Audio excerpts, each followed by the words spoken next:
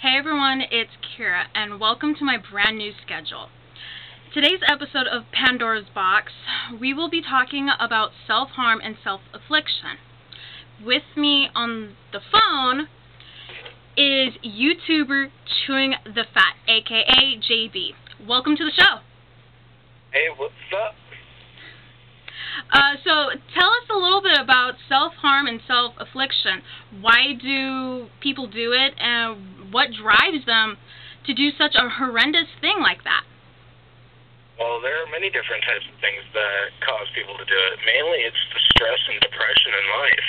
Mm-hmm. I mean, like, how depressed and how hurt do you have to be to, put a blade to your skin and rip open your skin, or punch a wall purposely just to feel the pain. I mean, people do it so that way they don't feel emotional pain. Right. I mean, they do it so they block that out. Mm-hmm. So, I mean, it's also about, the feelings of being pathetic, alone, lost, love can do it to you, in many different ways, breakups, anything that can cause you so much emotional pain. mm-hmm. You would actually want to put something on your wrist, or your legs, or wherever you want to carve, or if you want to purge, or anything. There are so many different forms of self-harm, too. Not a lot of people know that. Right. So it's basically, what goes on in a person's life on a daily basis, basically. Pretty much. Whether it has to do with, school, work, family issues, friend issues, if you're seeing somebody, just really personal issues, really. And, this is the main topic that, a lot of people have issues dealing with. Yeah, and the thing is that no one wants to try and help these people. They just want to tear them down as it is, which they're already torn down. Mm-hmm. I mean, people look at it like it's a joke, but it's not. It isn't funny. Depression isn't funny. Cutting isn't funny. Anorexia, bulimia, suicide, those are all not funny. So, making so many jokes about it. Yeah, and I think what, drives people to do a horrendous thing is bullying. That's the number one issue that anybody has to deal with in society.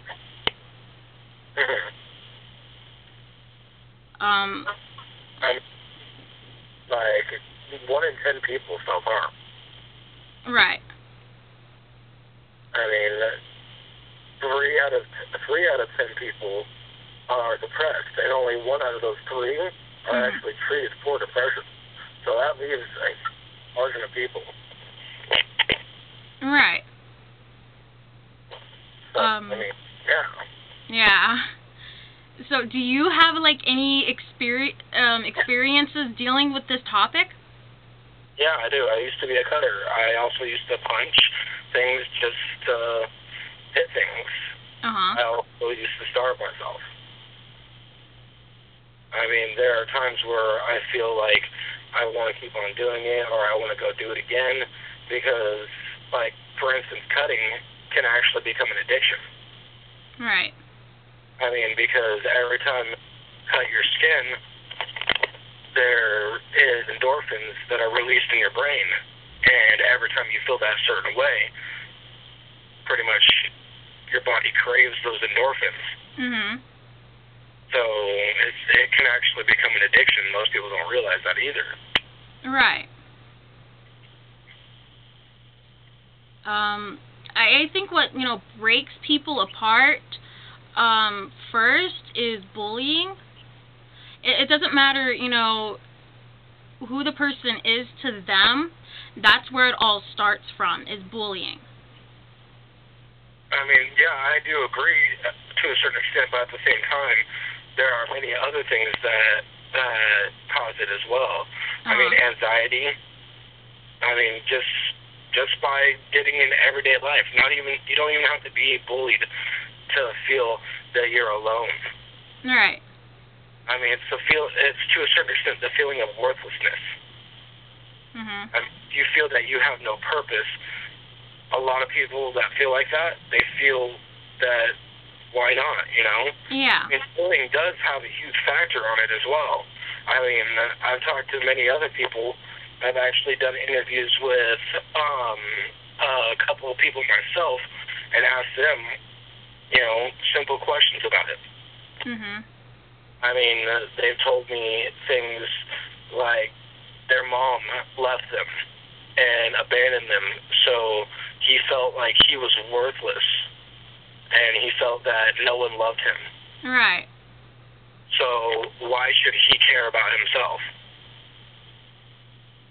I mean, it's a topic that not a lot of people even talk about because it's so...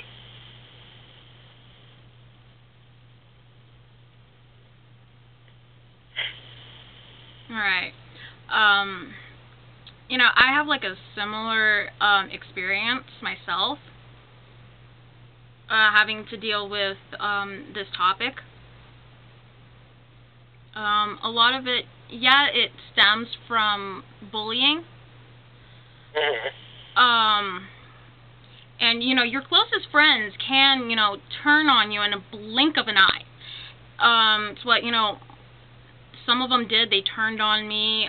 They made my life a living hell, you know, through elementary, middle school, and even high school. Yeah, I was the same way.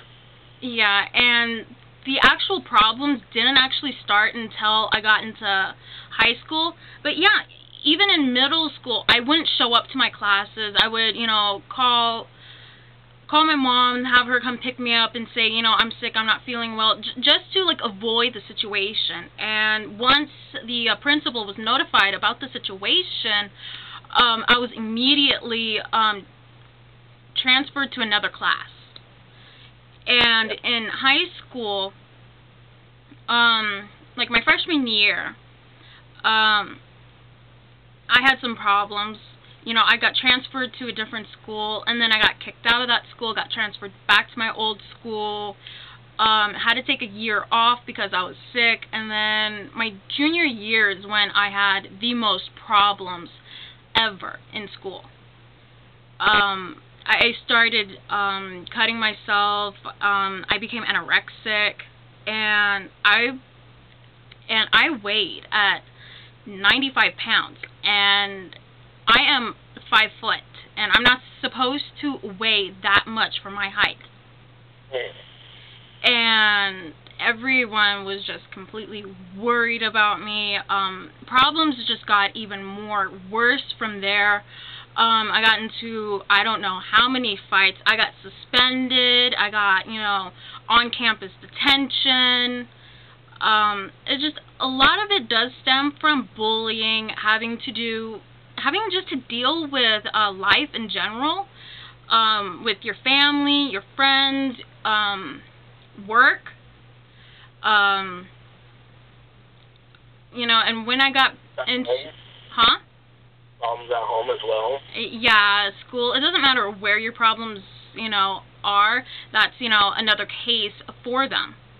And, you know, by the time I got into, like, my senior year, I was slowly, you know, getting better, but it took like a year for me just to, you know, eat again and to, well, the cutting, you know, was there. Like you said, it is an addiction. It really is.